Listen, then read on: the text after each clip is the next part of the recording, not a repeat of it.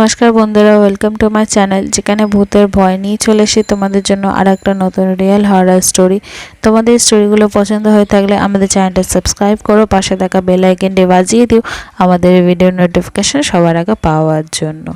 আর অবশ্যই করে লাইক করো, কমেন্ট করে জানিয়ে তোমাদের স্টোরিগুলো কেমন লাগছে।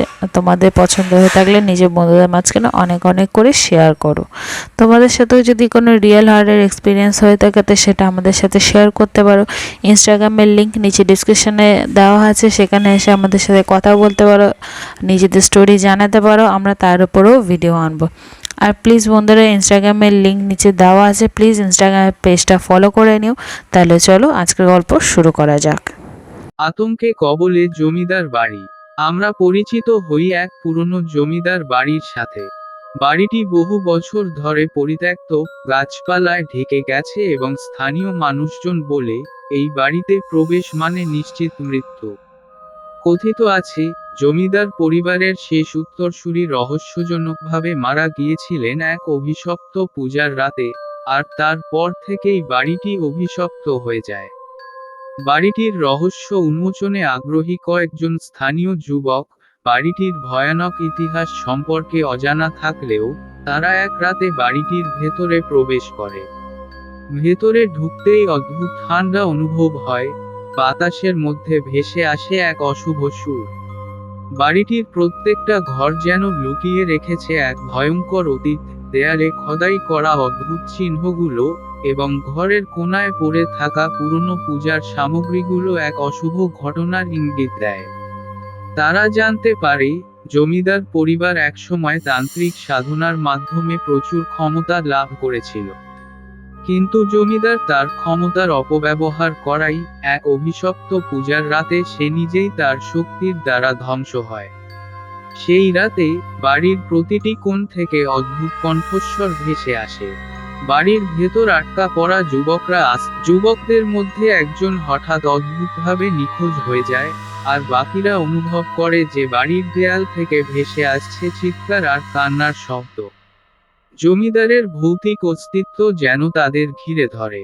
বাড়িটির একটি নির্দিষ্ট ঘরে জমিদারের আত্মা এখনো বন্দী, আর সে কাউকে ছাড়বে না যতক্ষণ না তার প্রতিশোধ শেষ হয়। যুবকদের একজন কোনোভাবে পালাতে সক্ষম হয়, কিন্তু বাড়ির অভিশাপ তার সাথে থেকে যায়। সে বুঝতে পারে যে এই বাড়ির অভিশাপ শুধু জমিদারের মৃত্যু নয়, বরং তার পরিবারের প্রতিটি সদস্যকে ধ্বংস করা এক তান্ত্রিক আয়োজনের ফল। সে বাড়ি থেকে পালাতে পেরেছে, কিন্তু অভিশাপ তাকে তাড়া করতে থাকবে চিরকাল। যুবক যে পালিয়ে এসেছে, সে ধীরে ধীরে বুঝতে পারে যে সে এখনো অভিশপ্ত। বাড়ি থেকে ফিরে আসার পর থেকেই তার জীবনে অদ্ভুত সব ঘটনা ঘটতে শুরু করে। রাতের ঘুমে সে প্রতিনিয়ত সেই জমিদার বাড়ির দুঃস্বপ্ন দেখে, তার আশেপাশে অদ্ভুত আওয়াজ, ছায়া এবং মৃত জমিদারের অস্তিত্ব অনুভব করতে থাকে। এমনকি তার শরীরেও পরিবর্তন আসছে, এক সময়ের শক্ত সবল যুবক ধীরে ধীরে দুর্বল হয়ে পড়ছে, তার ত্বকে কালো দাগ দেখা যাচ্ছে, যা জমিদারের পূজার চিহ্নের মতো দেখতে। যুবক যখন জমিদার বাড়ির অভিশাপ থেকে মুক্তি পাওয়ার চেষ্টা করছে, তখন সে জানতে পারে যে জমিদারের একমাত্র উদ্দেশ্য প্রতিশোধ নেওয়া। জমিদারের পরিবারের মৃত্যুর পেছনে যে তান্ত্রিকের হাত ছিল, সেই তান্ত্রিকের বংশধর আজও জীবিত। এবং সেই বংশধরের সাথে যোগাযোগ স্থাপন করতে যুবক বাধ্য হয়।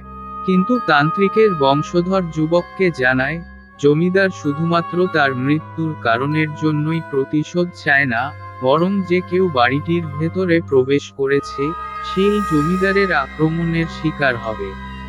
জমিদারের অভিশাপ থেকে মুক্তি পাওয়ার একমাত্র উপায় হল পূজার চক্র সম্পূর্ণ করা, যা এতদিন অসম্পূর্ণ ছিল।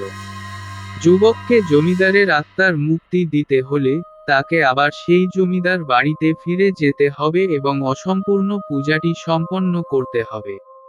সে কিছু পুরনো শাস্ত্রের সাহায্যে জানতে পারে কিভাবে পূজাটি করা হয়েছিল এবং কোন কোন উপাদান প্রয়োজন।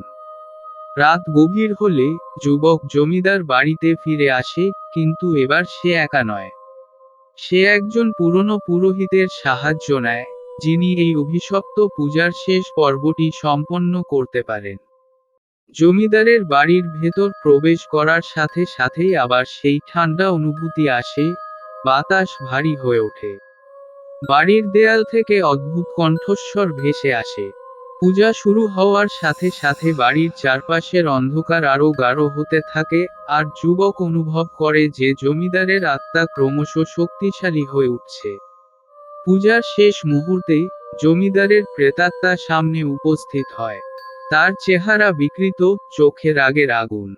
কিন্তু পূজার শেষ স্তোত্র পাঠের সাথে সাথেই জমিদারের আত্মা ধীরে ধীরে শান্ত হতে থাকে এবং অদৃশ্য হয়ে যায়। যুবক মনে করেছিল যে জমিদারের অভিশাপ শেষ হয়েছে, কিন্তু কয়েক মাস পরে সে অদ্ভুত সব ঘটনা ঘটতে দেখে।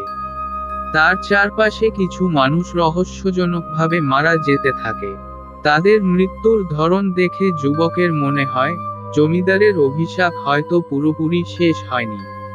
সে বুঝতে পারে যে পূজার মাধ্যমে জমিদার সাময়িকভাবে শান্ত হয়েছিল, কিন্তু তার আত্মা পুরোপুরি মুক্তি পায়নি।